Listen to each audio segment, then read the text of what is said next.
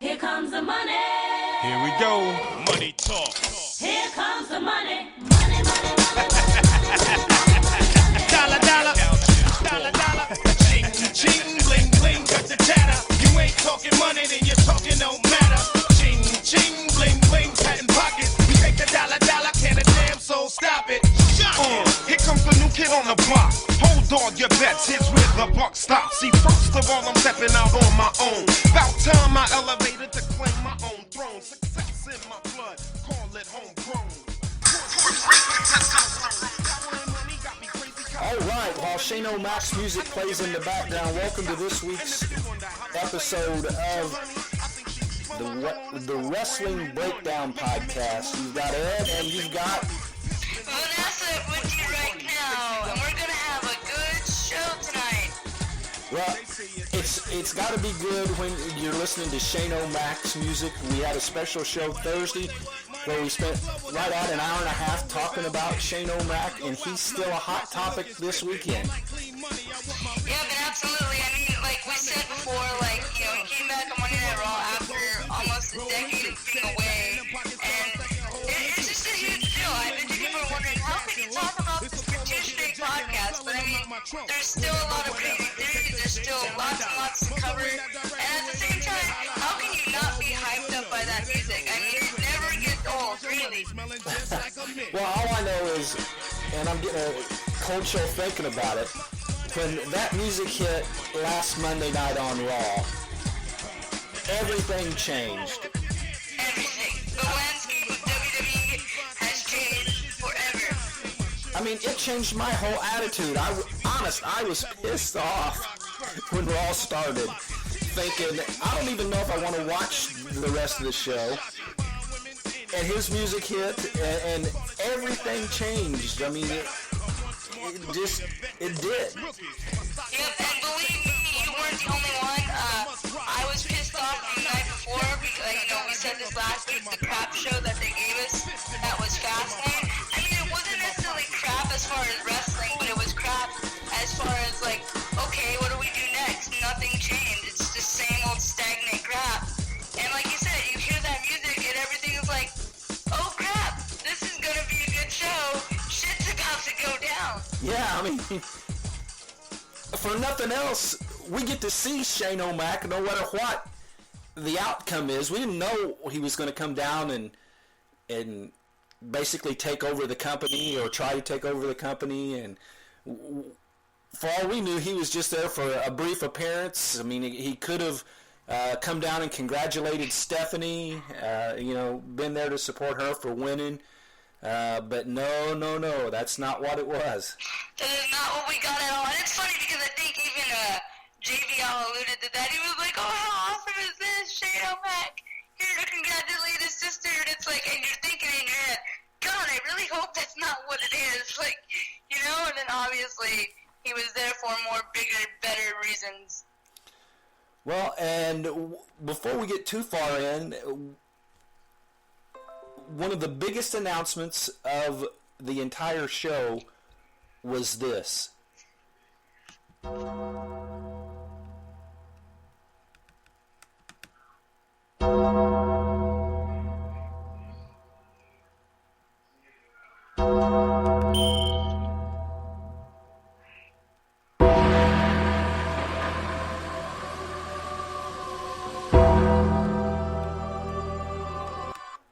That's right, that's The Undertaker's music, and we get to see at WrestleMania 32, we get to see Shane O'Mac take on The Undertaker, not just in a match, not just any old match, but in Hell in a Cell. Yep, and if anybody is like us and has been following the WWE for years upon years, you know the Hell in a Cell is designed pretty much for The Undertaker. That's his match. That's where he excels in. So again, you're thinking to yourself, how the hell is Shane McMahon gonna come out on top? How is he gonna overcome the dead man? But like I said, if you don't know Shane McMahon, you might want to do yourself a favor and go on the WWE Network and watch some of his matches, because that guy literally puts his body on the line every time he went out there, and he did some crazy stuff, and we said it last week, I'll say it again, he made Jeff Hardy look like an amateur out there, and that's how crazy Shane McMahon is. So he can definitely stand toe-to-toe with The Undertaker, and the fact that, we're getting reports that The Undertaker is going to be there next week on Raw, it's just, that's how you know it's WrestleMania season. That's how you know things are about to get good. And there's speculation over whether Shane O'Mac is going to be in the ring at all before WrestleMania. Is he just going to come out and talk again? I mean, he's going to be there. He's back, folks. I mean, he's back. There's no ands or ifs or buts about that one. He's definitely back, but it's more of, like you said, is he going to wrestle, in between WrestleMania? Is he just going to go out there and cut promos? Is he going to go out there and tease what is in the lockbox? I mean, what is his role per se? I mean, these are unanswered questions so far, but all we know is that he's back, and I honestly, at this point, that's all that matters, because here we are almost a week later, and there's still this incredible amount of buzz behind him, and we're talking about one individual here. Like, they said it on Busted Open Radio, he has the future of Raw in his hands, literally. Like, it's all up to him now, and there's rumors about, like, okay, well, this match is booked. We know that it's supposed to happen, but there's this discussion of, like, is it really going to happen?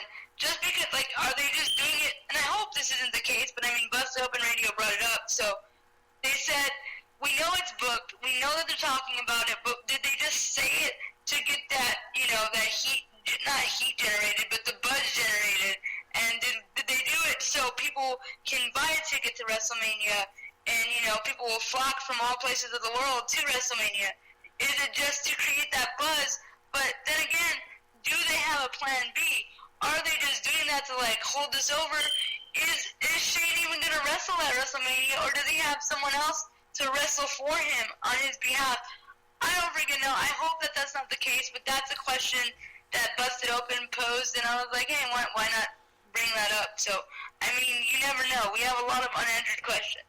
If they were to do that, that would backfire in their face so bad. So bad. I know. I mean, people would be so pissed. I mean, how many times are we going to get to see Shane O'Mac go off the top of the Titantron between now and WrestleMania? Seriously? You're not lying. Or, like, even off the... Remember when he used to do the whole coast-to-coast thing from, like, one turnbuckle to the other right into the trash can, the drop kick? Oh, yeah. I want to see that so bad, but I want to see it from the top of the Hell in the Cell. Like, that's what I want. I want it so bad.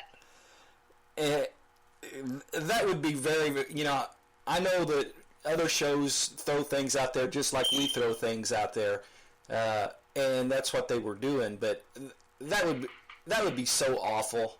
I mean, that would be awful. I'd be so pissed. I'd be so angry. And they want this to be a special WrestleMania. You know they do. It's in Texas. Everything, of course, is bigger in Texas. They want the attendance record.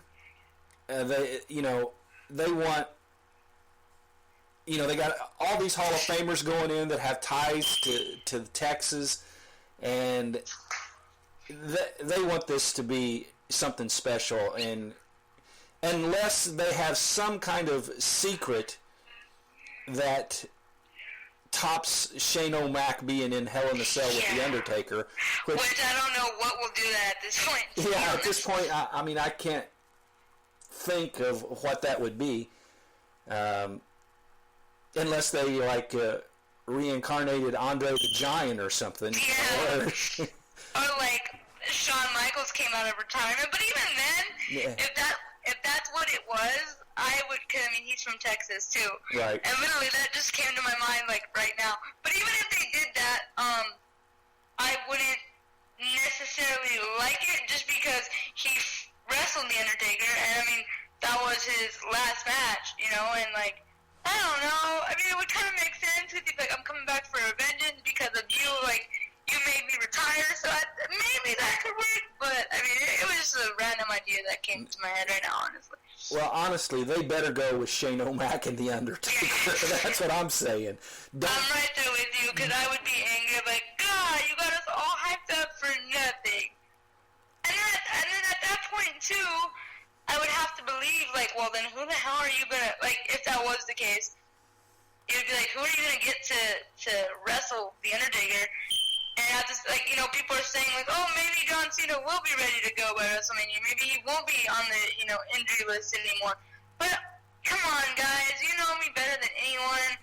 I don't hate John Cena. I don't. I've learned to respect him. I've learned to appreciate what he's done for the business. And he's improved greatly over time. And but I don't hate him, but I don't necessarily like him either. He's just, I don't know. I'm not going to say he's in an Alberto Del Rio level, but because I care about him to some extent. I care that he's injured because, to be honest, when he's gone, it's like you miss him. He has, like, I don't know, there's this void. It's weird. It's a really weird thing. Like, I would never thought, like, oh, I miss John Cena, but Then we do have, these aren't, you know, recorded, and we do have that on tape now.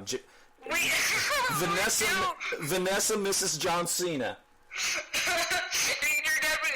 so funny because they're never going to let me live that down. Man, if my mom was here right now, she would never let me live it down. She'd probably remind me every day of my life.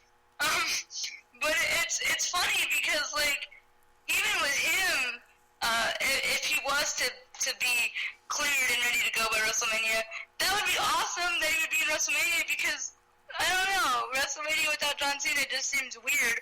But at the same time, it's like, do I really want him to be the one to, like, represent the company? And at the same time, that makes sense. But it's like, him beating The Undertaker? I don't know how I feel about that. Like, I mean, I know they've had their feuds in the past, and, like, I think they're 1-1 with each other, honestly. But I just don't know how I would feel about it again. That was just a thrown speculation that they threw out there. And, like I said, I wouldn't like it at all. I'm right there with you. Like, if it's gonna happen, it better be Shane. They better not just be pulling our chains for nothing, you know? Well, I like John Cena. That's not a secret to you. But I'm holding my hands out in front of me, and in one hand I've got what I'm appearing to be Shane O'Mac, and in the other hand I'm appearing to be John Cena, and there's just no comparison. I mean, for this moment in time, for what's on the line, there's no comparison. It's got to be Shane O'Mac. It has to be. You're absolutely right. It would make more sense storyline-wise. Like, if you were watching a movie, and if it was father versus son, and the father's like this senile, excuse my language, but senile bastard who doesn't know what the hell is right for company anymore. He's literally ruining something that everyone so desperately loves and gets behind, and like you and I have been watching this for years. So think if we're watching a movie and he's the epitome of the bad guy. He's literally like freaking tearing the town apart, pretty much. And then you have this good guy, Shane McMahon, who wants to make things right, who wants to make things better for the greater good.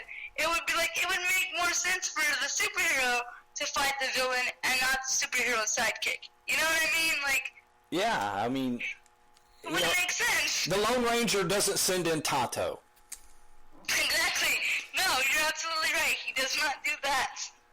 And so, whoever, unless again it's somebody that we can't even think of, there's nobody on either roster, the main roster or even the NXT roster right now, that would be better for this than Shane O'Mac. Yeah, absolutely, 100%.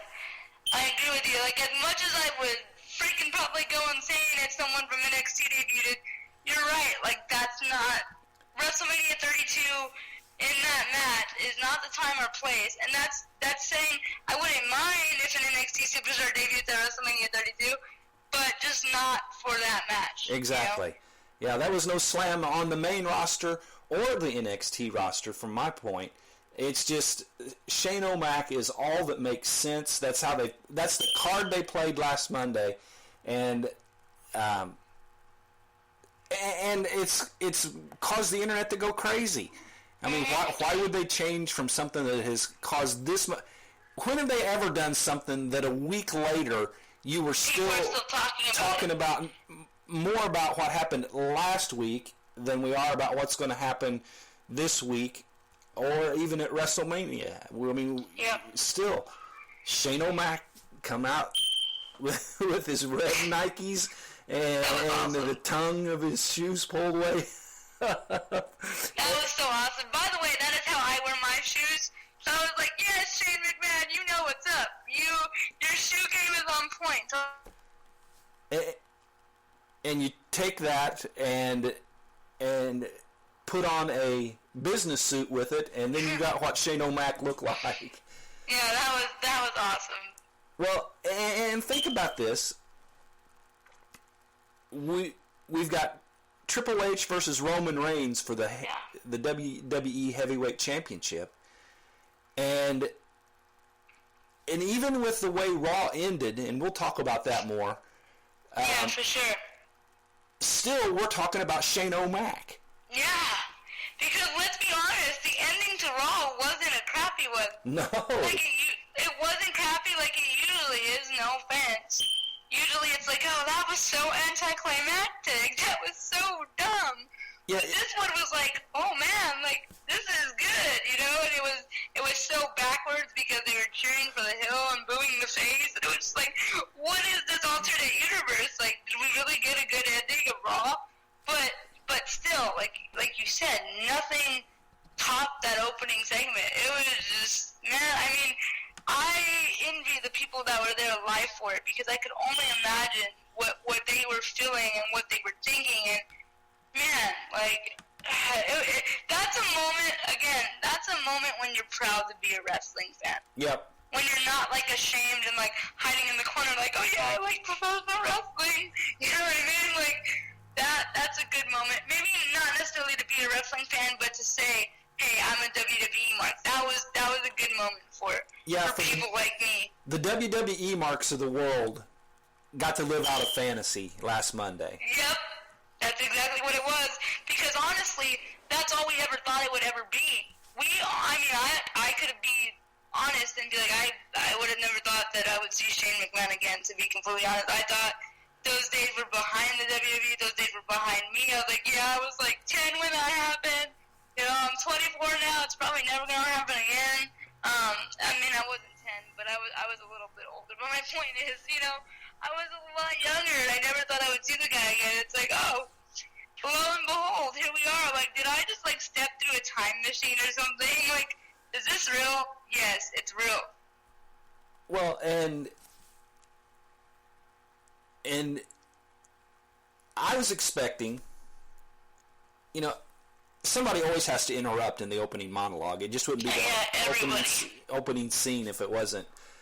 So I'm figuring, well, Roman Reigns is going to come out and he's going to say something. And, you know, I'm already ticked off because it's Stephanie McMahon and not Daniel Bryan or some other well-deserving, you know, wrestler.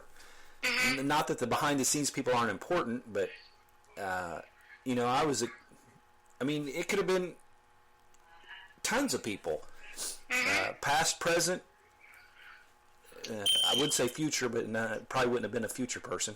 Yeah, that would have been weird, right? Like, yeah. what? But I'm expecting, you know, something like that because that's what we've been getting. You know, Roman Reigns comes out, gets on the mic, then somebody from the other side comes out and gets on the mic, and then Brock Lesnar comes out and takes everybody to Suplex City. It's doing the same thing over and over again. Right, you know, we can sit here and we can rewrite every show for the last, you know, 6 months by just saying a few lines. Yep, that's how bad it's been. Like, that's literally how bad it's been. But we're not talking about how bad this last Raw was. Nope, we love it. And then, to top it off, with blood. No, I know. That's it crazier because like I said, I felt like I was in like time machine. Like, wait, I'm not in 2016. Like, am I in the 90s right now? Because Shane McMahon's on my TV. Roman Reigns is bleeding like crazy. People are cheering Triple H. What is happening? Right. What is happening? Because, I mean, you know, let's face it, folks. Triple H is still the authority. And the authority gets booed. All the time. But And it's so funny because, like, as much as I know what Triple H does in, you know, the backstage aspect of things and how great he is for NXT, it's so funny because even with me, I'm like, sometimes the authority just gets on my last nerves, and I'm like, come on, not this shit again. I'm like, really? Like, man, are you serious? Like, this is like like you said, like the 6th week in a row that we watch the same thing over and over, and it feels like the authority has almost ran its course already, just because they were fired and then they came back, and it was just like, what? Why? But like now it's like you want Triple H to win. You're cheering him. Everything is so backwards. And again, we talk about bringing up the Shane thing again. Are we going to be booing The Undertaker? I mean, I highly doubt it, but does anybody really want him to win? I don't think so. So, I mean, like right now, WWE is literally backwards. Everything makes no sense, but that's what makes it so exciting right now. and we can't go on without bringing up Byron Saxton. Oh, Byron Saxton. Can you say in one word, busted? Oh Busted. my gosh. Caught red-handed, literally. And so, all of my speeches in the past about when you see the blood, you know, it's blood, Byron Saxton throws it right out the window. Literally, just right. And I mean, because I mean, come on, you could be like, okay, don't be so hard on him. He didn't know he was being recorded. No, that's not an excuse. Not For in 2016. Yeah, this is 2016. Everything is recorded. Like, everybody has their smartphones.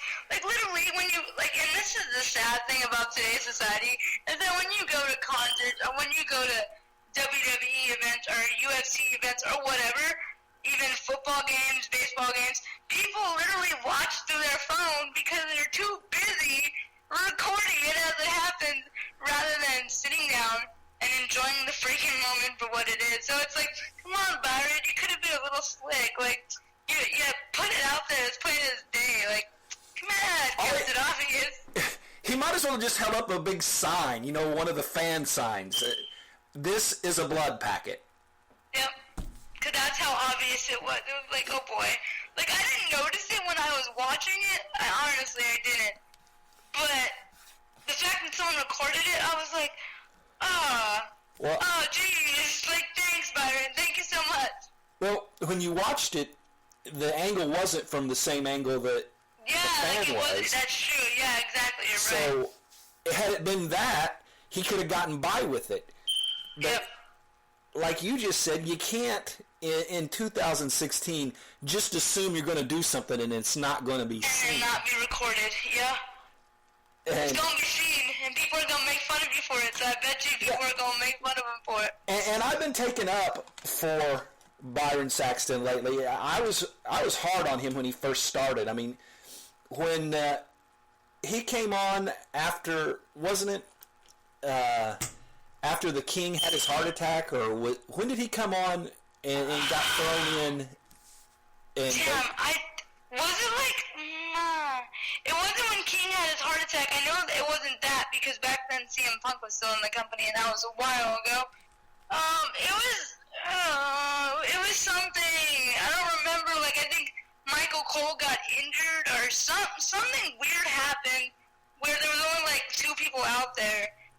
And I think Michael Cole got injured storyline. It was something. He got injured storyline-wise or yeah, whatever. And it was, he did. He got injured storyline-wise.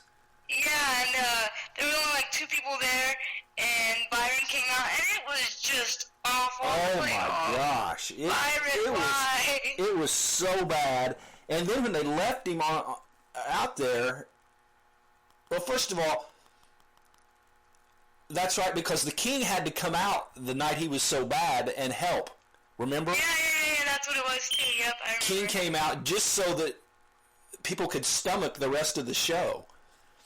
That's so crazy. I remember that because I remember, again, I watched Raw delayed, and I remember we were having a discussion about it, and you guys were telling me how bad it was, and I remember, like, thinking to myself, this is exactly what I said, and this is where my frame of mind is, because I was like, really, out of all the people that they chose, they could have chosen, they picked Byron Saxton. I was like, at least put Renee Young out there. Jeez, man, like, that's what I wanted. I'm like, that would have been better because she's more equipped for, like, doing the live stuff, because she does, like, live panels and things like that. But I was like, I don't know, I felt like she would have had, like, the personality to be like, even if I screw up, like, I have that likable personality and that funny personality that kind of hide it. But at the same time, when Byron first started, he was boring and, like, no one really knew who he was outside. Like, if you didn't watch NXT, you didn't know who he was. So it's kind of like, who is this guy? And why is he here? And why did he suck so badly? And he continued to suck badly for the first several times that he was on commentary. I mean, Yep, I remember. JBL couldn't make him not look bad. But then they got to the point, he said, just stop. King said that, just stop talking, Byron. And that is totally something King would say too. And I don't even think King was a heel at that point either. No, he wasn't. He was still a face, and it just made it even funnier because it was like, God, even a face is being mean to you. Like, just stop. But- Just stop.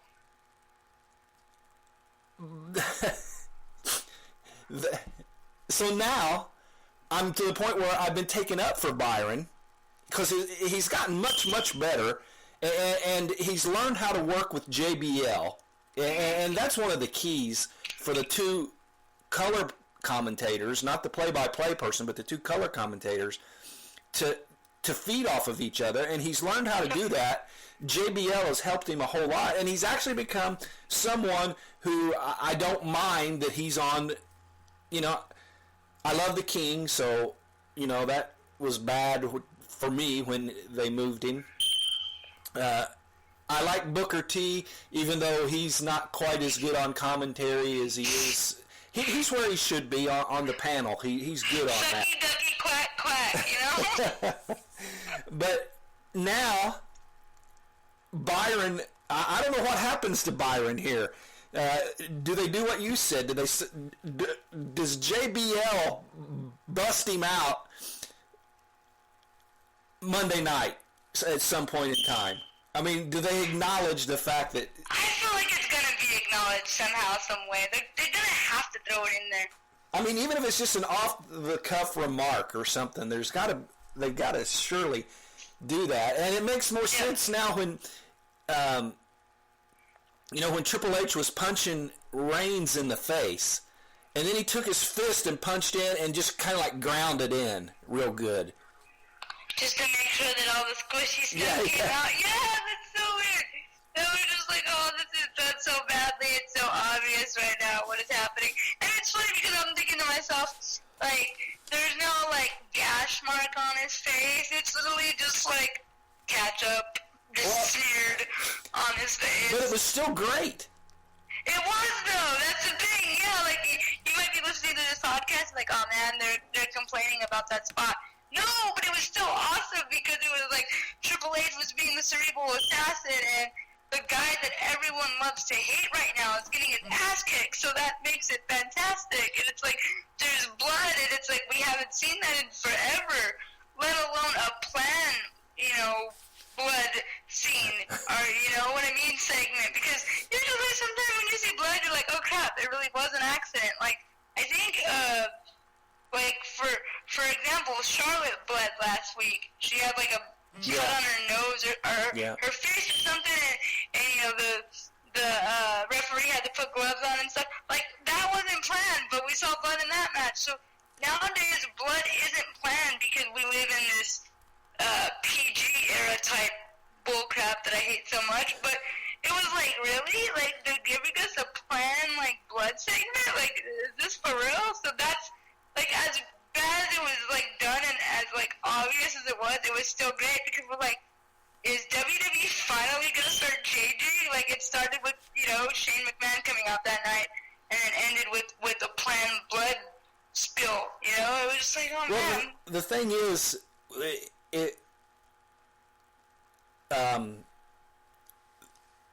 it wasn't as bad watching it live because, first of all, you never seen the Byron Saxton part.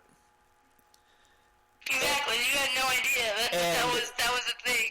And so, you know, live, it was, you know, he's bleeding. And, you know, a little fake blood to get that ending, I'll take that any time because that. Me too. You know, how many times have you sat for 3 hours and watched Raw, and the last 30 minutes sucked so bad you said, I just sat here for 3 hours to see the ending, and that's what I got? Oh, so many times. You are not lying. I'm like, really? That's how it ended? Really? That was so dumb. I think that was last week because they had like some weird main event. It was like Big Show versus like Braun Strowman or something like that. That was like the main event. I was like, really? I'm like, are you kidding me? Like, what kind of crap is this? Like, I was so pissed. So angry. Well, Trevor says that Shane is booked this week and next week. Shane and the Undertaker. Oh no, this week is the 29th. Yeah. So he's also booked the 7th and the 14th. So that's like 3 straight weeks, So, pretty much. which makes it 3 more weeks plus the one we just had. Undertaker is booked for sure on the 14th in Pittsburgh. And wonder what he thinks about all of this. I don't know.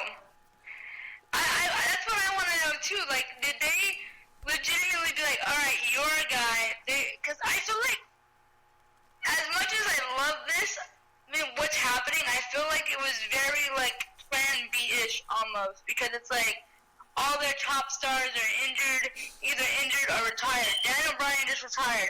John Cena's injured.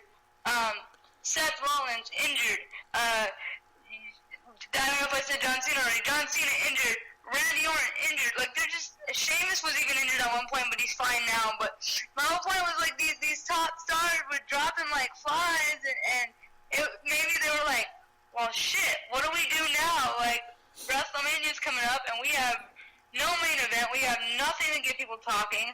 People are pissed off at Fastlane. People are pissed off at Vince because he chose Roman Reigns.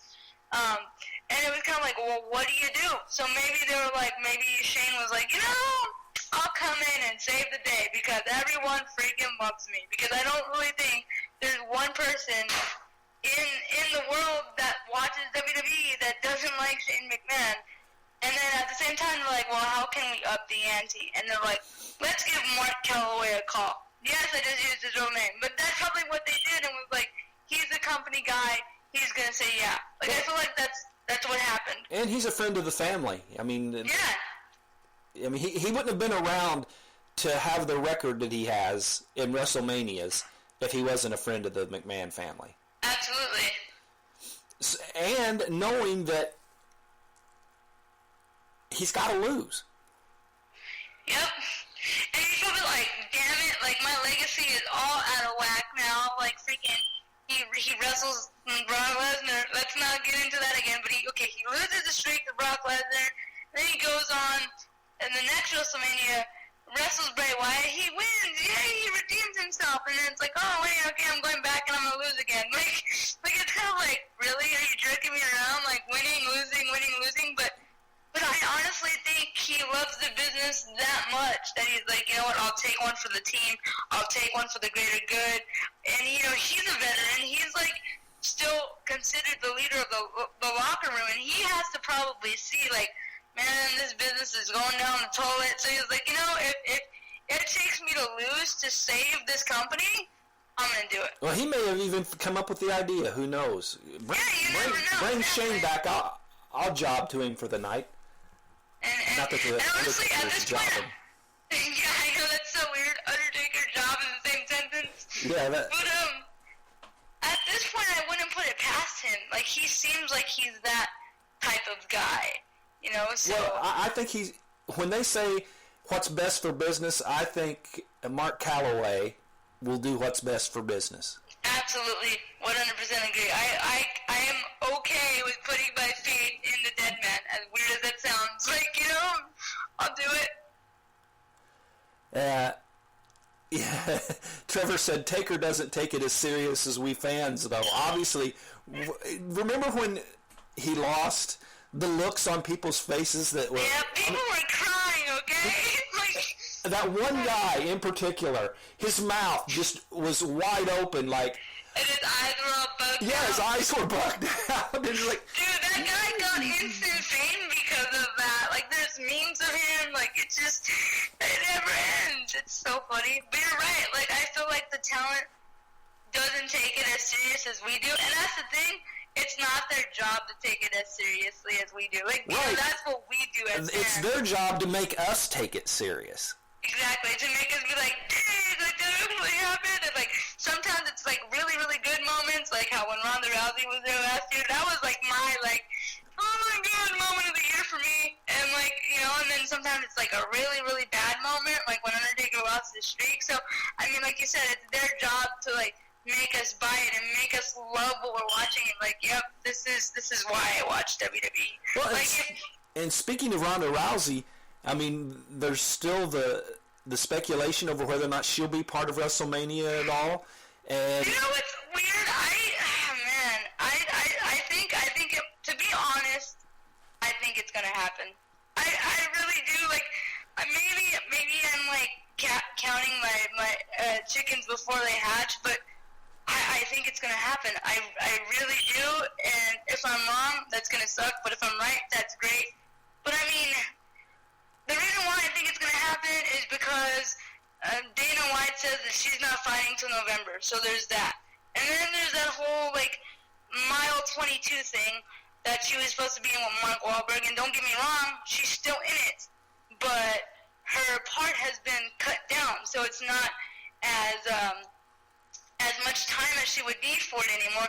Not only that, but Roadhouse shooting got pushed back. So I'm like, does that mean that you have a free schedule? Because WrestleMania's coming up, so if you're there, please let me know. Like, I think it's going to happen. I really do. Like, it wouldn't make sense. Her schedule's kind of free right now, so... I mean, I could be wrong, maybe it's not, but it just seems that way. And what about The Rock? I mean, you know, he's always up for coming back when the need is there. Yeah, but I think it's confirmed that he's going to be there this year already anyway, right? So, I'm pretty sure it is. So, I mean, you know, we've got the main event has to be Shane O'Mac and Taker. Yeah. And we've got the championship match. We've got the women. I'm going to just say women's. I think I'm going to Yeah, boycott don't the say word demons, Jesus. it's okay. That word sucks, it's fine. The women's I championship. hate that word. We've got Dean Ambrose and Brock Lesnar, and there's speculation now that Ambrose is going to turn heel, and possibly even help out the Authority. Oh my god, that would be so messed up. I would be so angry, but you said that he might turn heel. Could you imagine Dean Ambrose being a Paul Heyman guy? Oh my goodness, I would love it so freaking much. I would love it so much, man. Well- That'd be awesome. I kind of have it. See, the speculation was that for the pay-per-view after Mania, there is a poster that's already circulating that shows Oh, dang. Reigns and Ambrose like they're against each other. What? No way. That's crazy. And then Payback, the title makes so much sense. Oh my goodness. But I'm thinking, what if it's the other way around? what if Reigns is the one that turns heel? Yeah, oh what if my Reigns- goodness, someone said that. Someone said that. Like, what if Reigns turns heel? Because that's what we want. I mean, that's not necessarily what we want, but I mean, he's already getting booed out of the building anyway.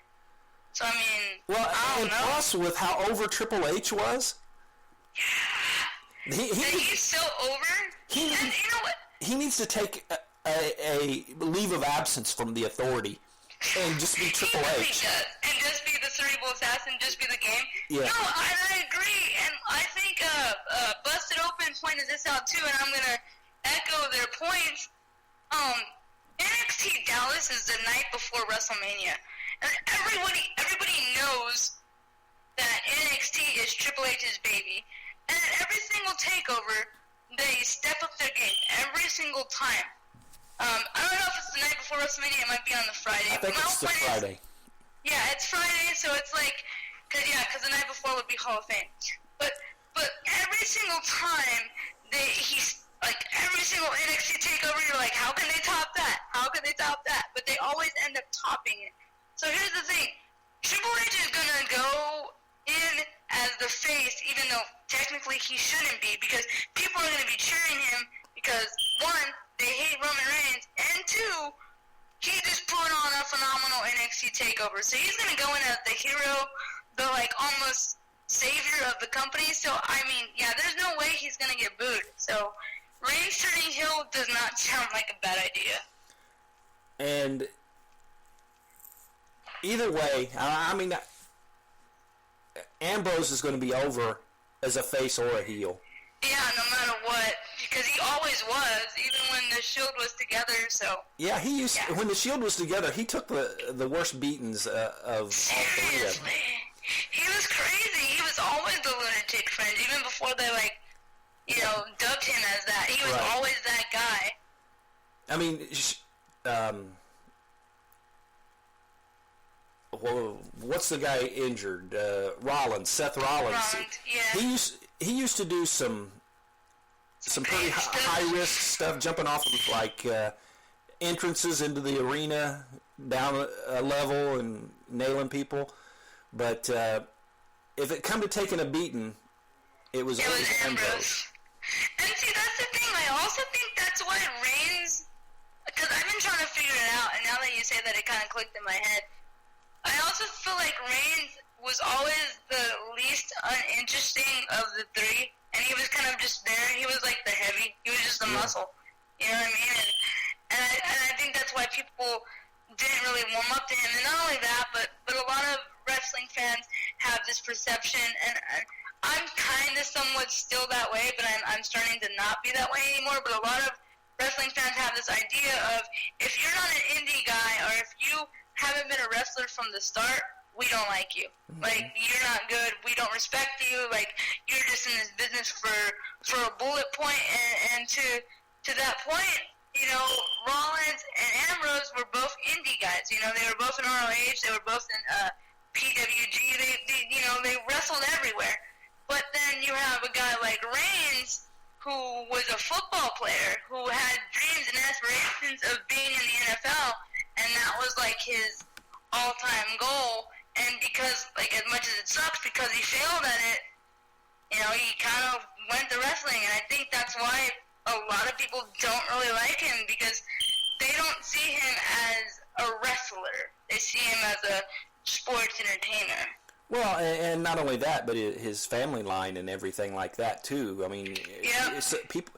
sometimes people don't give people a chance that get handed things, and when you got the Yeah. family line that he's got,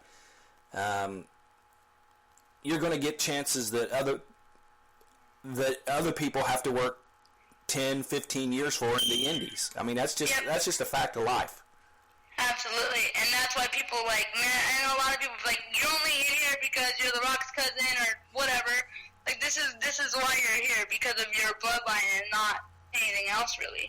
I mean, he looks like it's funny because they say, like, Vince has a thing for, like, you know, the bodybuilder type guys. Like, he doesn't really like your Daniel Bryans and your Seth Rollins and even your Kevin Owens. He doesn't like guys like that. He likes the the guys with the good physique and the baby face, and it's like, yeah, Reigns has that look. He has the look of a superstar, and he has the ability of a superstar, I guess you could say, but does he have the ability and look as a wrestler? No. So therefore, he is not our guy. Therefore, we're going to boo him. And I feel bad for him sometimes. A lot of the times he gets booed, he doesn't deserve to get booed. I mean, there are times that wrestlers deserve to get booed. But Absolutely. He's been on the wrong end of a lot of WWE bad writing. I agree 100%. I'm like, you do realize that you're booing a guy that has no control of what they do with him, right? Like, he's just doing his job. Like, come on, guys. Like, it's not his fault that, like, Vince wants him as the company guy. Like, cut him some slack. Well, let's see if we can get you excited about something different. New Bullet Club teaser from NXT champion Finn Balor. Good times. Could Bulletproof be the new name for the Bullet Club in WWE NXT? It's believed that Doc Gallows and Carl Anderson are headed to NXT now that they are done with New Japan Pro Wrestling, and a new teaser from NXT champion Finn Balor has furthered the speculation. Man, I don't even see, because that's a whole other ballgame that you could give me to talk about for an hour. I don't even know where to start. Again, like, this is how you know it's WrestleMania season, man. Like, there's just so much stuff happening, and it's like, it's kind of hard to take it all in, you know?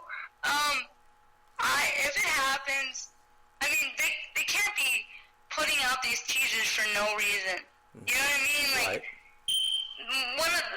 are they just going to do it and be like, how you thought nothing's going to happen? No, that's not what's going to happen.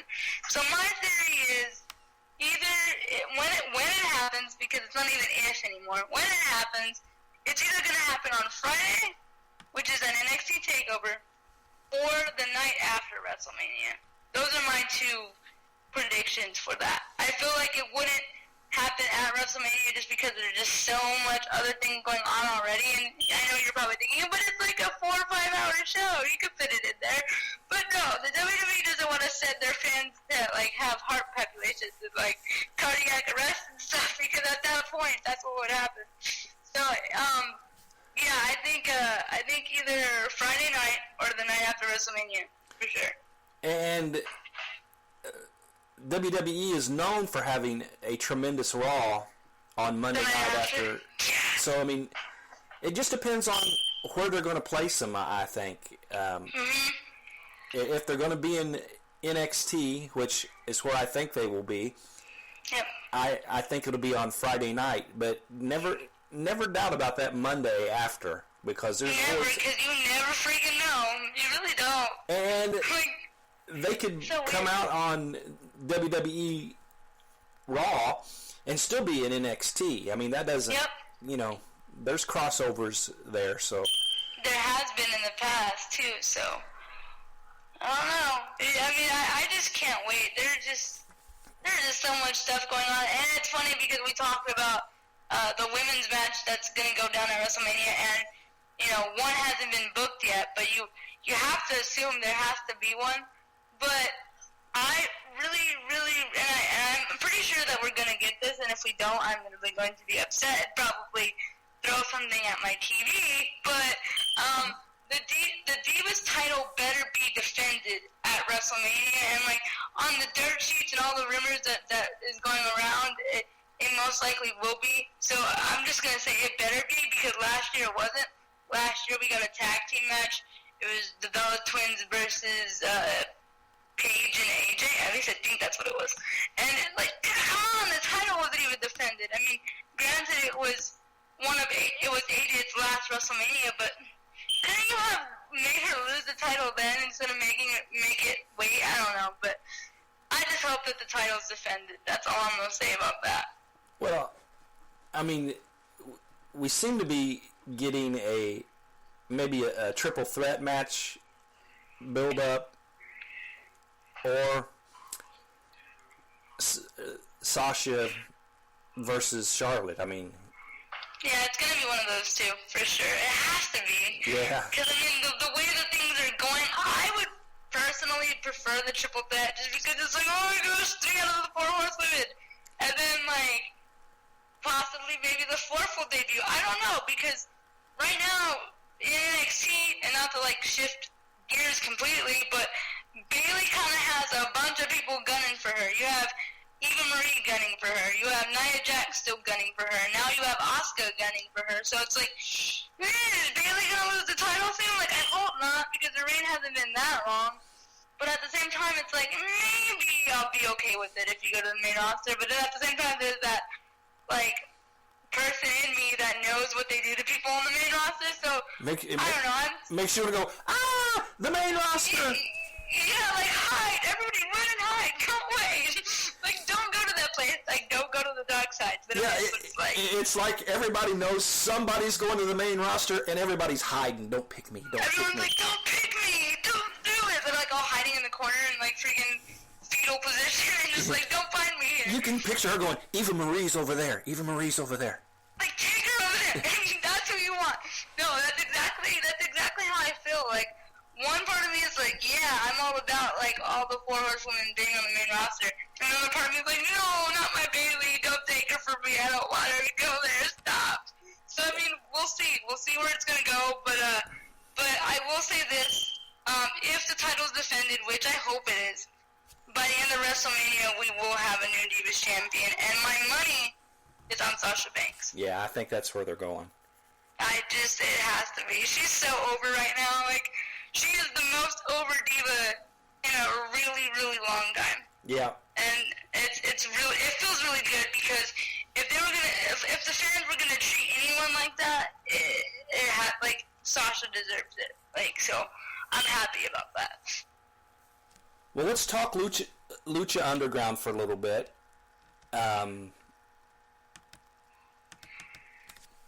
The show started out with Vampiro telling his protege, Pentagon Jr., to don't stop until he gets what he wants and not let anything stop him, not even Katrina.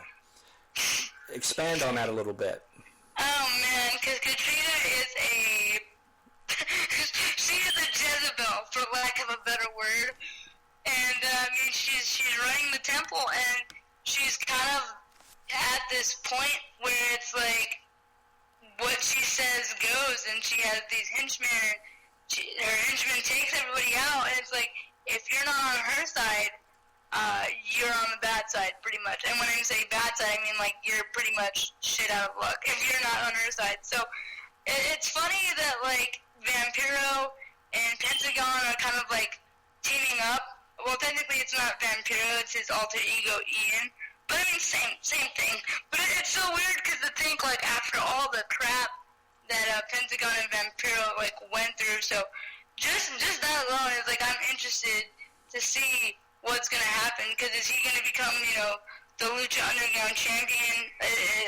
Is that where they're going? Obviously, I have to believe that's where they're going, but I'm telling you, man, every week I'm just like, what's happening? What's going to happen next? I'm like, do I really have to wait a whole week to see what happens? Like, this is torture. Evans got the win over PJ Black, but it was because of some outside interference. Got some... It was fun.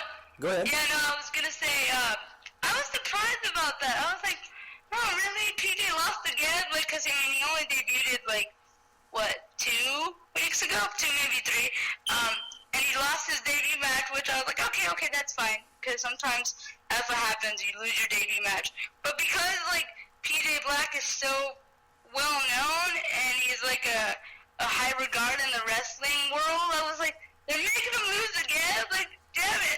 How many times is he going to have to lose? Like, I was disappointed in that outcome because I don't read spoilers. Even though I always end up watching Lucha, like, a day after, I don't read spoilers because I hate them. So I was genuinely surprised that he didn't go over, and at the same time, I was very upset that he didn't go over. Pronounce King's last name for me. King Cuerto. he defeated Killshot and then beat the hell out of him after the match. God, that was such a good match, though, man. Oh man, I was pulling for Killshot, and I was like, oh my goodness, is he actually gonna win? Because like at one point it really did feel that way, but of course he didn't. But I was like, damn it! And even like Matt Striker said it, that he's one of the guys to look out for this season on Lucha Underground, and I am right there with him, because the things that guy can do, it's crazy, man. Like, oh man, it's insane. So we've got the Temple, we've got a King, we've got, in your words, a Jezebel that is running rampant. Yep. Expand a little bit. You know, Lucha's background is Aztec type theme. Yeah, like Aztec, and very like cultural to the Mexican culture, and like backstories, and at the same time like urban legends, and it's just awesome. Like, it really is phenomenal. And it's funny because I say like a Jezebel is running the company and running the temple, but at the same time, when I think about it, it just shows you like the people who run Lucha, the high regard that they have for women wrestling and women in general. Because if you think about it, in this regard, Katrina is the authority figure, and she's a woman, and it's like, it's not like she has people in her ear telling her what to do. It's the other way around. She's telling the guys what to do. And to me, that's awesome, because it's like, you know, in WWE you have the authority, and there's Stephanie, but like at the same time, it's Triple H, and it's Vince, and it's everybody else. And then in TNA you have Dixie Carter, but she's more of like the business type, and there's nothing wrong with that. And like, she doesn't have that threatening, imposing will on people, but like Katrina does. She always has like that blade that she carries around, and like her lick of death. I don't know. It's just everything about the way that they run Lucha is so different from any other company out there, and that's what makes it awesome. Chavo Guerrero and the Crew defeated Texano in a gauntlet match, and then after that, Pentagon Jr., and you're just going to have to go on with this, because just reading the description, obviously this was something special. He came out and approached Katrina, demanded a match, and tell everybody what happened from there.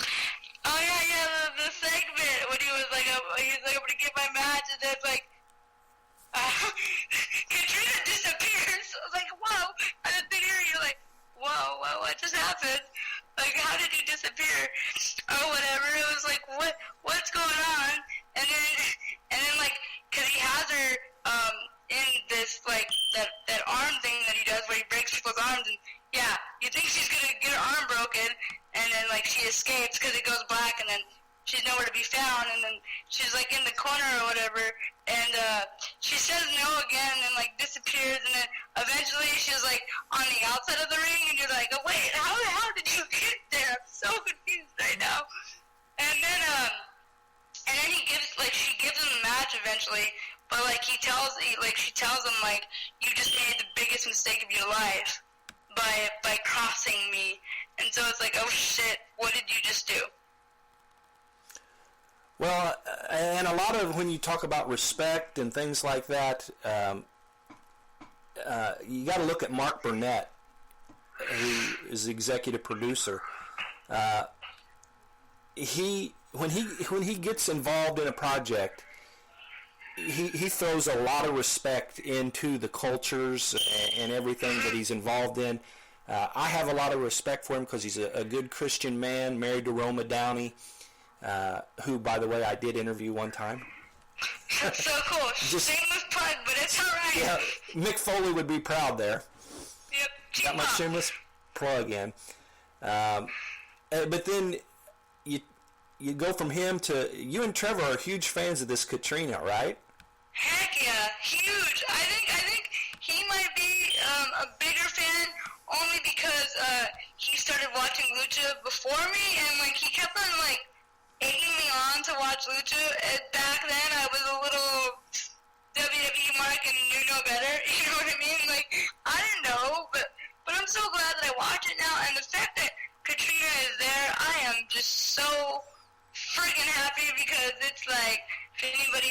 I'll say it again. She was in NXT before it was NXT. I'm talking about NXT, the TV show back then, and like she was known as Maxine. And I loved her when she was in the WWE, and I felt like she never got her fair chance. And we all know how WWE treats their women. Like, let's be real.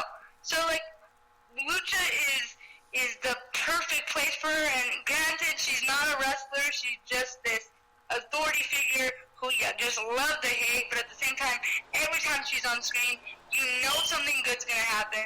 You know to like not change the channel or get up to use the restroom. And yeah, I'm a huge fan, and like you said, like props to them for giving so much respect to these women, because I feel like a wrestling company has needed that for so long, and Lucha's doing it now. So it's like, thank you. Well, think about this. We're not going to see on Monday Night Raw a babyface come out and put Stephanie in a submission maneuver. Yeah, it's not gonna happen. And people... It won't even happen if the heel comes out and does it either. Like, it just... Right, because she's a heel anyway. Yeah. And it just... it's not something you're going to see in I mean, we saw Dixie go through a table, but... Good times. Yes, that was good times. And this is off topic. We don't know if we're getting there or not, but Lockdown was pretty good Monday. Oh, yeah, I know. I missed it because I was attending the company, and then Trevor showed me, and I was like, oh, my God, I missed that. Like, why? Ugh, so angry. And I mean, yeah, we'll get there. It was Tuesday, by the way, not Monday. I'm hung up on last Monday, I think. It's okay. We all are. It's fine. Well, let's see. What else we got in Lucha that we need to talk about? The main event was good. I mean, I'll just say that. Well, Johnny Mundo versus Cage. I was just like, Johnny Mundo, man, I never liked the damn guy.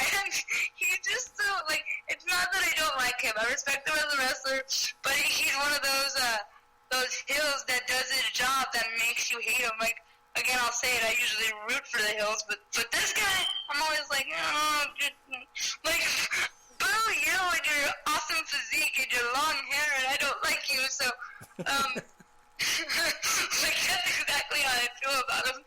And so I wanted Cage to win, but obviously that didn't happen. Well, he got some help, right? Yeah, he's always getting help. Oh my God, yeah, that's another thing. Trevor's gonna have to remind me of the chick's name, but, Taya. Taya, yes, that's what it was. She debuted, and again, a woman, guys, I can't make this up. Like, she distracts the referee, or like, somehow the referee's distracted, and like, she throws Johnny Mundo this like, huge lead pipe type thing, and like, he hits Cage right square in the head with it, and that's how he ended up winning. And it's like, what the hell? And that's how it ends.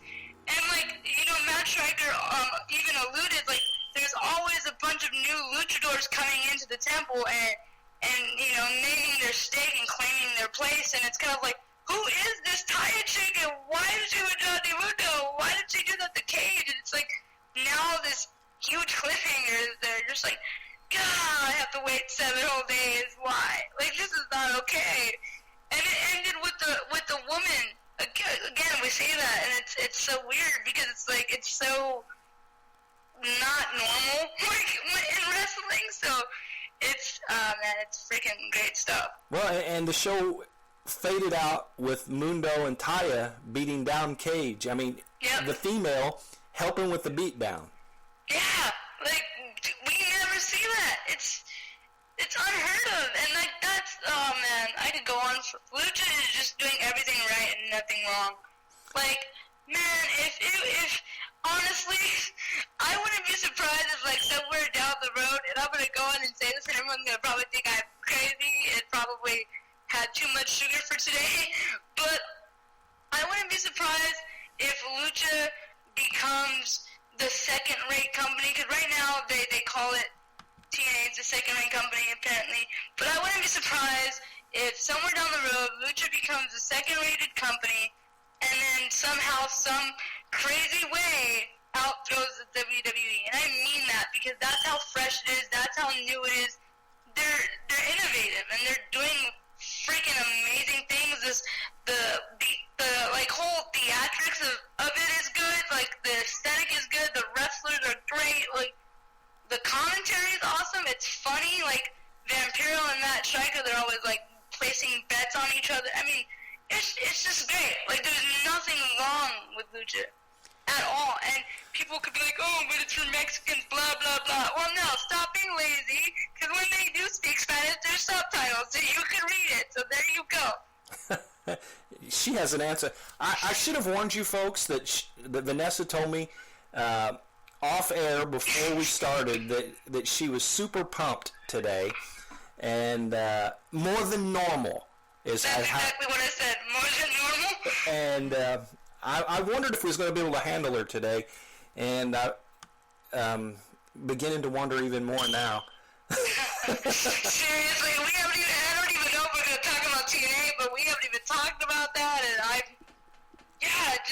everything about wrestling is so good right now. Let's finish off Lucha a little bit, because it faded away with them beating down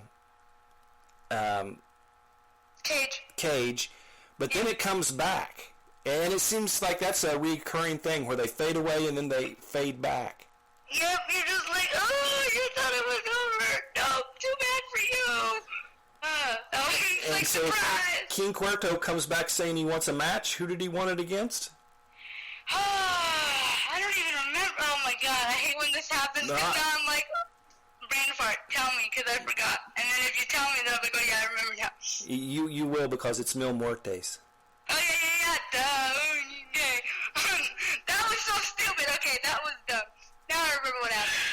Yeah, obviously, sorry, my roommates are being like super loud outside. I don't know if you guys heard that, but I thought maybe they were laughing at what you said. No, they scared the crap out of someone outside. But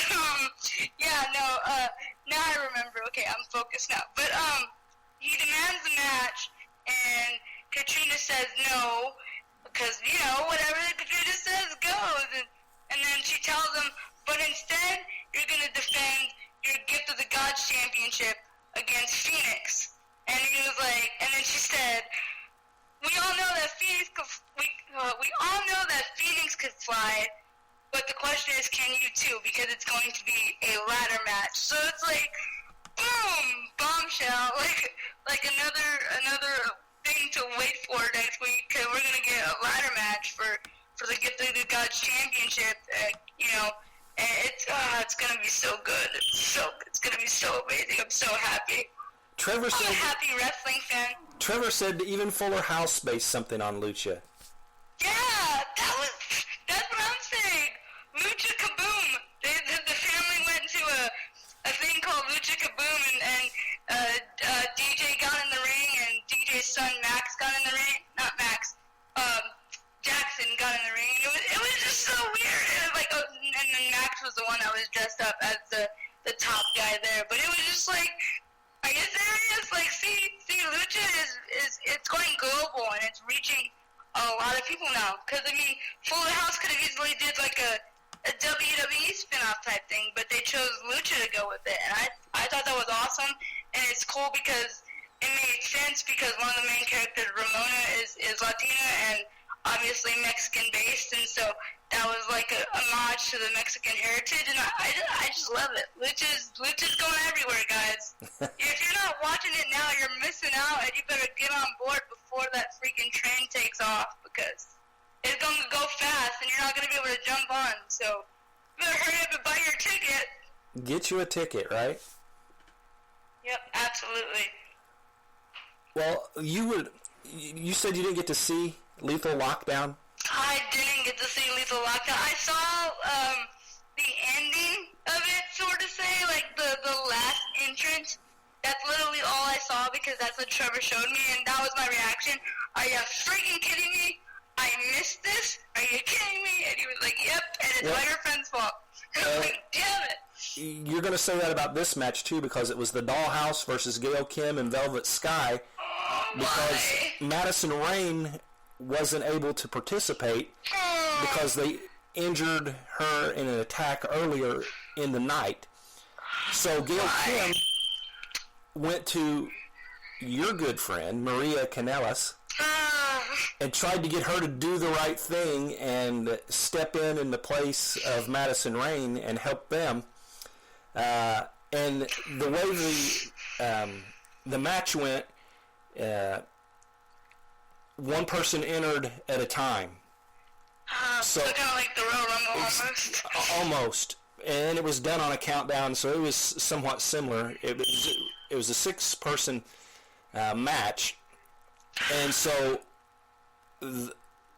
Madison Rayne's spot was last, and Maria come running down, dressed in gear for wrestling and everything.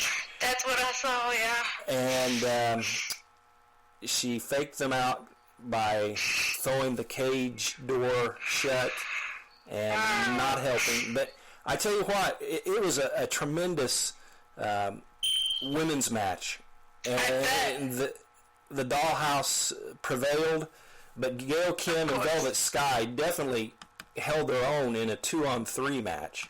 I'm not surprised at all. Man, TNA is that's another thing. They're on another level when it comes to women. I'll just straight out say it. TNA and Lucha, they have the WWE beat as far as, like, booking their women. I won't necessarily say, oh, they have more talent, because to me that's, like, degrading, because I feel like every single man or woman who steps in that ring has talent. But as far as booking goes, TNA and Lucha have WWE, like, beat, and it's, like, it's shameful to see how bad WWE books their women compared to these two. Let's let our listeners know, this was a lethal lockdown match. It's in a steel cage. Yep. And 6 women. 6 women, 5 with the most part. Technically, yeah. But they've got weapons and all kind of stuff in there. Kendo sticks, chairs. Steel chairs, baseball bats, barbed wire, like what? And this is women. Yep. Women, not guys. Not the male wrestlers, but the females. We're doing this. And they look nothing like divas when they're doing it.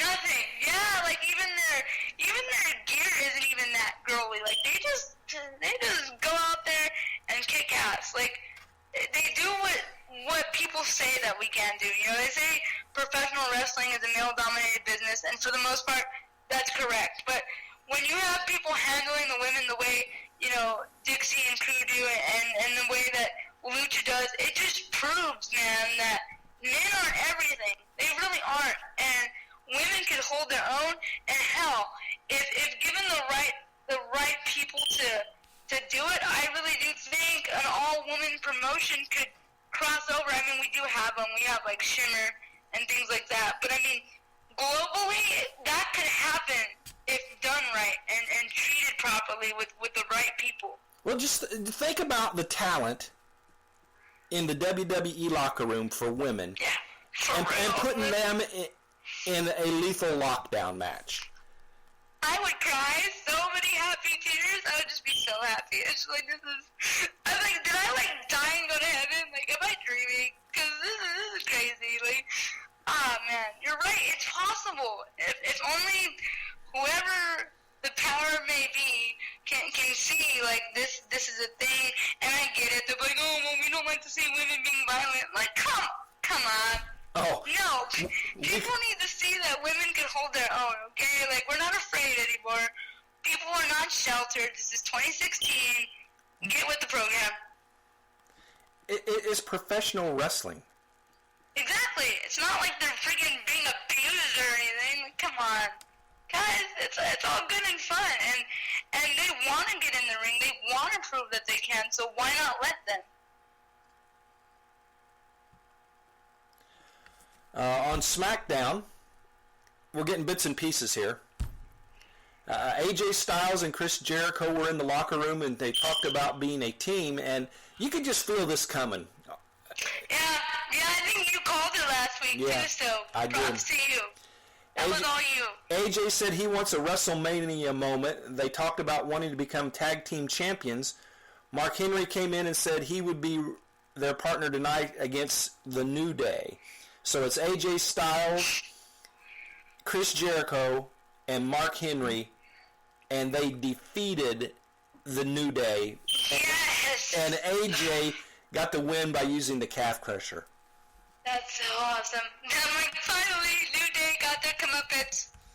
And it was... I think it's safe to say that I'm like, well, I don't think I'm the only one because I think you are too, but I think it's safe to say that you and me are probably the only two people that don't like the New Day. What's to like? Seriously, I don't get it. I don't think they're funny. I mean, you know... Like, I laugh sometimes, but I mean, I don't know. Like, it's just what is it stupid. this about seeing this great big guy shake his big booty, and that's supposed to be funny? It's supposed to be funny, but it's not. It's just awkward. Yeah, it's like, you know, and gyrating the... Okay, we can't see the women in a Lethal Lockdown match, but we can see Big E gyrate his hips. Right? See, that's how backwards our society is right now when it comes to professional wrestling. Like, what? Or I should say WWE, but yeah, like, how come that's okay, but having, women in a competitive matchup isn't okay? Like, I don't get it. Like, it's just... I'm more offended by Big E and the rest of the crew gyrating their hips than I would be and seeing shaking their butt. It's like they're Sasha freaking Banks out. hitting Charlotte with a kendo stick. Right, see, exactly. That would offend me more, too. Like, I feel like that would make me more uncomfortable, being a woman myself. I don't want to see nobody shaking their junk at me all the time. Like, no, man, I want to see wrestling. That's what I came here to watch. So I'm right there with you. And in John's report, he put that one of the announcers said that Big E, when he's dancing, looks like a penguin at a hula hoop contest. Okay, sorry, that is so accurate. I was going to say, that is very descriptive and right on the button. A penguin at a hula hoop contest. That's so fantastic. Thank you for that note, John, because now I just pictured it in my head, and now I just can't stop smiling. Yeah, and they just keep leaving the belts. With the tag team championships, they change them more often in the past than some people change underwear.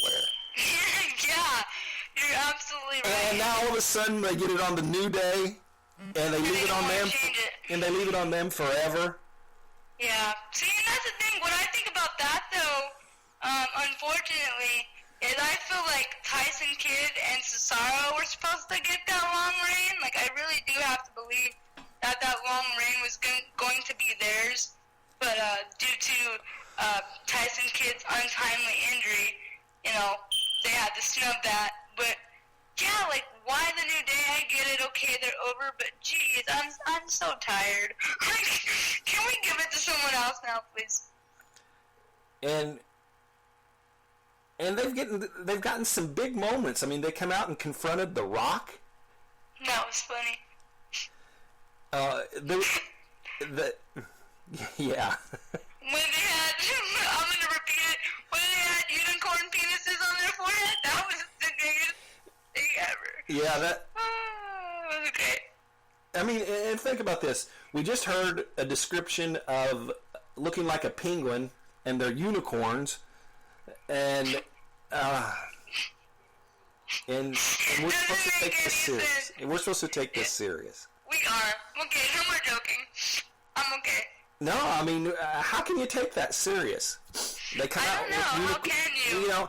And they bury a trombone. Like the trombone doesn't have a slide that comes out, like everybody's stupid. Oh, man. Okay, but that one I laughed at. I'm sorry. That was funny. Maybe my humor is a little off sometimes, but I was like, alright, okay, that one made me laugh. Good job.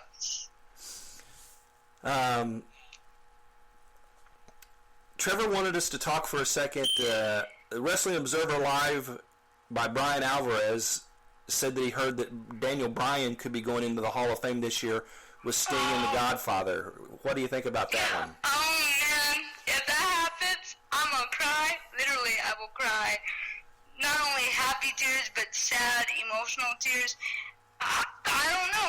Maybe that's one of the huge surprises that WrestleMania weekend has in store for us, because let's be honest, at this point, everybody knows that he's a future Hall of Famer, whether it's 2017, 2018, 2019, whatever, however you would say those things. But at this point, I think no one would expect it to happen this year. So if it does, when that's announced, and I hope when it does happen that it's not leaked, because that's been happening far too much these days. And when they roll that video package, that crowd is going to erupt with the yes chants if it happens. And if it does, you know what? It's well deserved, and I'm not against it at all. Well, the funny thing is we've known about who's going in the Hall of Fame for several weeks now, and on the show, we're only up to the second person. We know Sting, and now this last week they named The Godfather. Mm-hmm. Or this week or the week before. I mean, it's just been recently that they...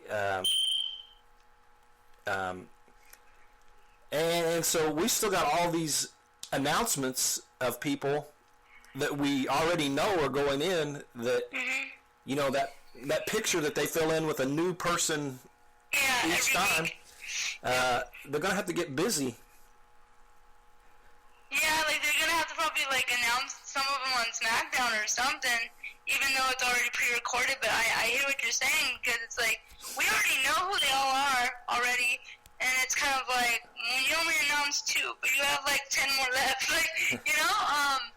And at the same time, again, we talked about it last week, like the WWE leaking things on purpose. And if the Daniel Bryan, report is true, maybe that, gives that rumor some merit, like maybe, or not rumor, but theory of like maybe they did leak it on purpose just so we can all be like, oh yeah, we all know who's going to be inducted, okay, like no element of surprise, and then boom, Daniel Bryan happens, and then you're just like, wait, what? Like, I feel like WWE would pull one over on us if that's what they're doing. Well, Edge kind of had to go out the same way Daniel Bryan did before his time, mm-hmm. and because of injury. Was he not inducted the same year that he was inducted the same year? So yeah, it's not like positive. It's not like it's never happened in the past. Yeah. And I remember I felt the same way. I was like, he just retired, but it was well deserved, because his retirement speech made me cry. Like, Daniel Bryan brought me back to that. I was like, oh, this is literally Edge all over again. Well, it kind of puts the finalization on for the fans that, this is real and this is serious. They're not going to be coming back 6 months from now. They're not going to be coming back absolutely 2 years from now. They're done, because if they continue to get in the ring, either serious lifelong injuries can happen or even death. I mean... Yeah, I was going to say, even death. Like, I know that sounds intense to a lot of people, but it happens, and it's a shame. And like you said, granted, not everyone that gets inducted into the Hall of Fame is, like, gone for good. We see Trish Stratus make appearances. We see Lita make appearances. We see, Ron Simmons make appearances. It happens. But with people like Daniel Bryan and Edge, yeah, like you said, it gives that final, like, all right, man, this is real. This is happening. They're done with their career. Then it's kind of like this final, like, hoorah for them in a sense. And so, I definitely think Daniel Bryan deserves it. And it's weird because already thinking about it already makes me emotional, because it's kind of like last year at the Hall of Fame, we had Daniel Bryan, induct Connor into the Hall of Fame when he got the Warrior Award. So that was emotional in itself. And I can only imagine, I could assume, it is safe to assume that Brie Bella would be inducting him. Maybe somebody else. I don't know, but that's my first guess, I guess. I would concur with that. That seems to make sense. And it would just be an emotional moment. Like, I know I would, like, if that happens and if you don't cry, something is wrong with you. Like, severely wrong with you. Well, good old JR's in the news again, and this was kind of a surprise. He had been in the news a little bit about some other ventures that he had been stepping out into, but he is now signed on with CBS Sports to broadcast boxing matches. What? That's cool. Yeah. That's awesome. His debut broadcast will be on March the 12th at the downtown Las Vegas Event Center in the first of 8 knockout night at the D events to be held monthly. That is so cool. Oh my goodness. An actual slobber knocker. Yeah, that's true. It was somebody knocked somebody's mouthpiece across the ring, and that will be a slobber knocker, that's for sure. That is so awesome. Well, you know what? I feel like I could listen to him talk about anything at this point. Right. Like, Okay, here it is. He could make the New Day sound interesting. yes, he could. He really could. And that's how good he is. I could watch him do commentary on horse races, and I would be entertained, you know? Like, because he's JR. Like, how can you not love him? So that is well-deserved for him, and I'm actually really excited about that. He might actually want to make me watch boxing, because it's funny, because you would think me being the MMA enthusiast on our team that I would actually watch boxing, because technically that's a mixed martial art, but boxing in general is so boring to me. Like, I can't get into it. Like, when everyone was going insane about, like, Mayweather and Manny Pacquiao, I was like, I don't really care. Like, everybody was asking, like... I don't really care. Like, everybody was like, oh, Vanessa, who do you want to win? And I'm like, I don't know. Like, I guess Pacquiao, because I can't stand Mayweather, because he's so arrogant and annoying, I guess. But, I mean, I think JR doing commentary for boxing would actually make me want to watch it. Well, it'll take him a while, and he admits that.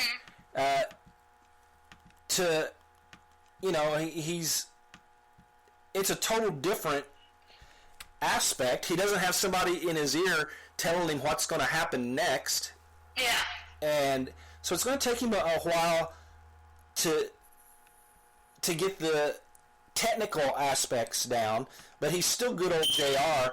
He said, I can't overnight become a boxing expert. There will be learning boxing fans, or learned boxing fans, longtime fans that are going to know infinitely more about boxing than I do, and I have no problem with that. My strengths are storytelling and getting you to know the fighter, and then bringing that spontaneity, that voice that cuts through the clutter. And that's... There's no better person to do it but him. I mean, he was with WWE for 20 plus years, or right at 20 years, and you know, he was good on the mic. He was good with talent. Brought in Stone Cold. He brought in The Rock, Cena, Lesnar, Kurt Angle. I mean, he knows business. And Absolutely. his color commentator will be Al Bernstein, a veteran announcer who noted that Ross brings to boxing the same wit and larger-than-life personality that has endeared him to wrestling viewers. And, you know, maybe there are going to be a few wrestling viewers that, like you said, will watch boxing now that I'm not a boxing fan. But I might tune in to listen to good old JR call the match. Because it's like, yeah, because, like I said, just listening to him talk is a treat. Because it's just, everything about it, it's like you're watching something amazing unfold almost. And like you said, he's a storyteller, you know. He said it himself. And I feel like him telling the stories of the two boxers that are in the ring and why they're fighting for what they're fighting for can just make it so much more interesting than it actually is. I mentioned he had been in the news for a couple of other things. He's working with Fight TV as an advisor and a spokesperson, and he's going to be doing voiceovers for Mark Cuban's New Japan Pro Wrestling show that's on AXS TV. Man, I need AXS TV so bad. I used to have it when I had Dish Network, but now that we have Time Warner, we don't have it anymore. I'm just like, I miss that channel so bad because you have like New Japan Pro Wrestling, and then you have Lion Fights, which is like a Muay Thai MMA organization, and I just miss that channel so much. I'm like, everybody who has it, I'm so jealous of you guys right now. You have no idea the gold that you're getting. Well, there's some UFC news that you probably want to share. A huge fight that was scheduled for next week is now off the books. What we got going on there? Oh, well, it was damn it, man, I hate when shit like this happens. Freaking the UFC and the injury bug strikes again. It was supposed to be March 5th, UFC 197. I keep losing track of the numbers at this point. 96, okay. 96 at this point.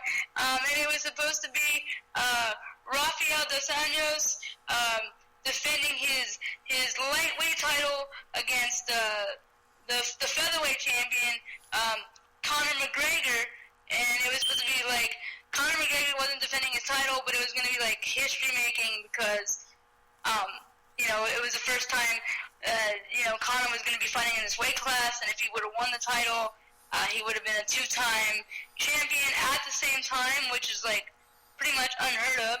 So everybody was like, oh my god, this fight's going to be amazing.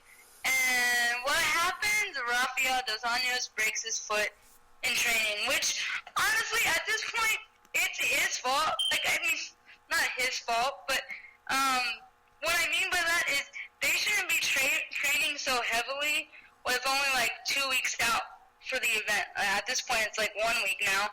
Like, you're only supposed to be doing light training at this point. Not heavy training to break your foot. And maybe it was light training and it was just a freak accident. But point is, it sucks. He broke his foot, so now he can't defend his title. So now Rafael dos Anjos versus Conor McGregor, it's not happening anymore. And everybody was like, crap, what's going to happen now? Because this was supposed to be like the biggest fight in a while. Like, who's going to replace Rafael? And people were like, maybe Frankie Edgar, but Frankie Edgar was injured as well. And it was like, what the hell's going to happen? And lo and behold, who does the UFC get? None other than the legendary Nate Diaz. And to me, it's crazy because Nate Diaz always talks about, because he's been MIA, on and off again with the UFC, and a lot of people are like, oh, maybe he's going to retire or whatever. But he said before, like, he doesn't want to retire. But the thing is, he's been in the UFC for so long that he's went on record, and some people like him for this, some people don't. But he went on record and said, if I'm going to fight, I'm not just going to fight some, like, up-and-comer or some guy that's not even in the top 10 or some guy that's in the top 20 or whatever. If I'm going to fight, I want big names. I want the money fight because I've been in this business far too long not to have money fights. And he's a trash talker just like Conor McGregor. So he'll be fighting Conor McGregor, but this time it's crazy because it's not even going to be in Conor's weight class. And it's not even going to be in the lightweight either. It's going to be in featherweight because that's the class that Nate is in. So it's like totally different from what we were getting. But it's going to be amazing. And oh my god, the press conference between those two was just trash talk after trash talk after trash talk. And it's crazy. And I don't even know who I'm rooting for because I like McGregor, but I also like Diaz as well, so it's like, I don't know what to do, and I'm just like, I just want to see them beat the crap out of each other, and I'm okay. Like, I just know that it's going to be an entertaining fight. And there is another fight on the card that a lot of people will be interested in. Yep, and I don't even know if I want to win this one. Co-main event, Holly Holm will be defending her bantamweight title for the first time against Misha Tate. God, that sounds so weird to me. I was going to say, you sound pained when that came out of your mouth. Every single time. It is painful. Trust me, I'm still not over it. But yeah, that fight's gonna happen. And I really don't know who's gonna win because people, and this was me at one point too, I was like, oh yeah, Holly Holm's totally gonna win because Holly Holm beat Ronda Rousey, and Ronda Rousey beat Miesha Tate 2 times.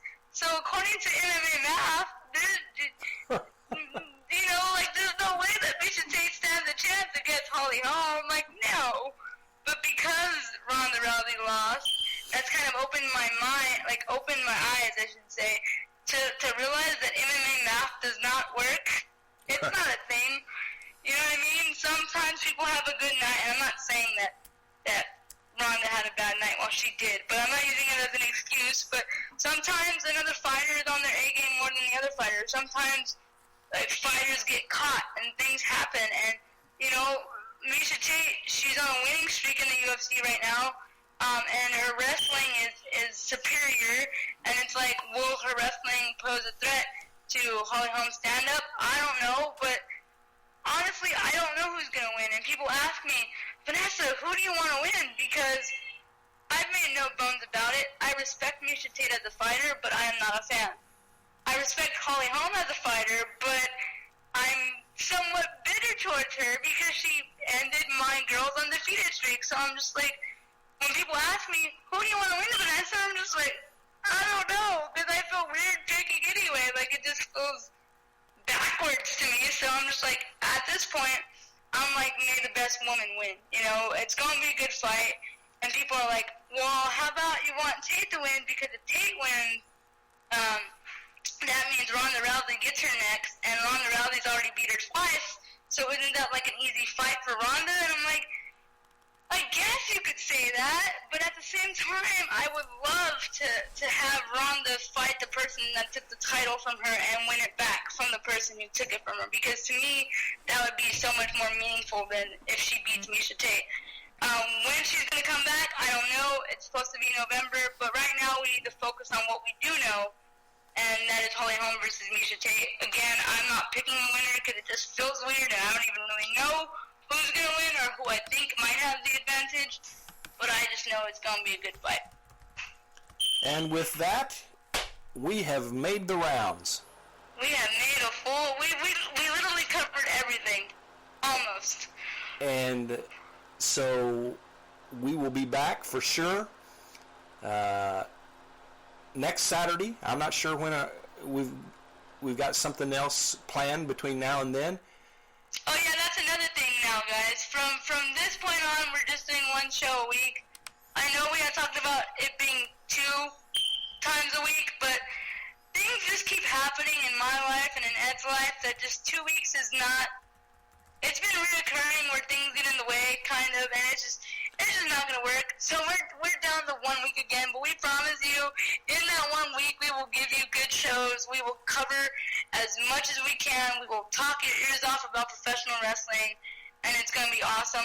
Also, before we go, I know we got some comments on the stupid beeping noise that you might hear in the background on my end, and that's because my smoke detector needs batteries, and so hopefully I can get those changed out sooner and get someone to change them out for me because I get it, it's annoying, it's pestering and sometimes distracting, but I just want to give you guys a heads up, that is what you're hearing in the background, so hopefully I can get it done soon, and yeah, we'll see you guys next week. It's going to be a good show.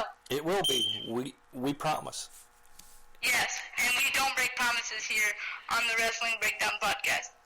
We're out of here. Take care, guys. Later.